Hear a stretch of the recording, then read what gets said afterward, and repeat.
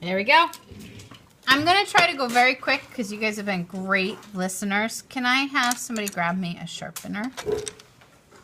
And today we're going to talk about, thank you, adding value to cubes and spheres. Who can tell me what value is? What do I mean by value?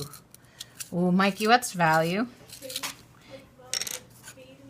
Yeah, shading, gradual shading also, which is really good. And there's my super loud color pencils. So many of you are starting to finish your Sucked into Space project. And I saw some of you drawing these really awesome cubes. You started with your square, and you connected it to the vanishing point, and you rode your moving sidewalk and your elevator, and you made a 3D cube.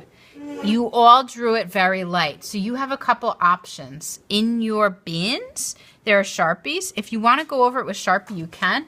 But please make sure you are using a ruler when you go over it to make your lines perfect. If you want to leave it as pencil, you can do that also. So it's your choice. You have to make an artist decision. And see how I'm using it, my ruler. And some of you have been asking me about circles because you notice, like, hey, when I draw a circle or an oval and I attach it to my vanishing point, it becomes a cylinder. And I love cylinders, but you know, sometimes I just want a basketball, or sometimes I just want a circle. So the only way to make a circle look like a 3D sphere is by using value and shading. And you guys already know how to do that. How should I turn my circle into a sphere using value? Kaylee. You make like the curved lines at the bottom, but press really, really hard on the bottom, and then slowly press lighter and lighter and lighter, and then keep going in that round, like smiley face shape. Yeah! All right, so one of the things I heard also is gradual value, and I also heard to smile. Was that weird? All right, and you're going to push hard, and you're going to curve your lines, and many of you do this on your Check and Connect, and you curve them so much they slowly turn into a circle.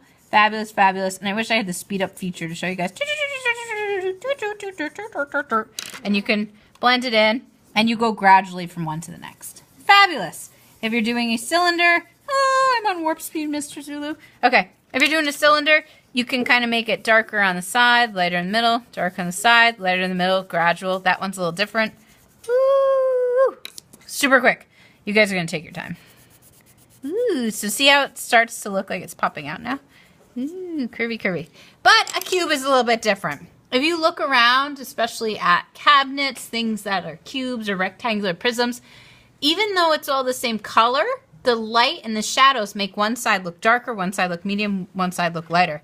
So what I usually do when I'm shading in anything that has multiple sides is I do one dark side.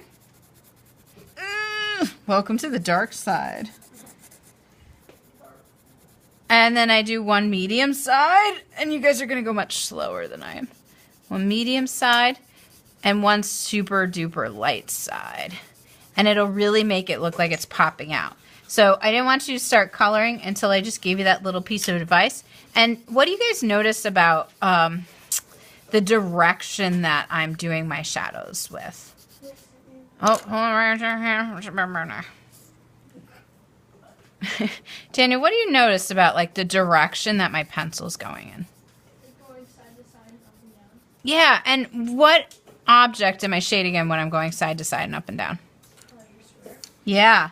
So why would I choose to go side to side and up and down when I'm filling in a square side of a cube? Yep.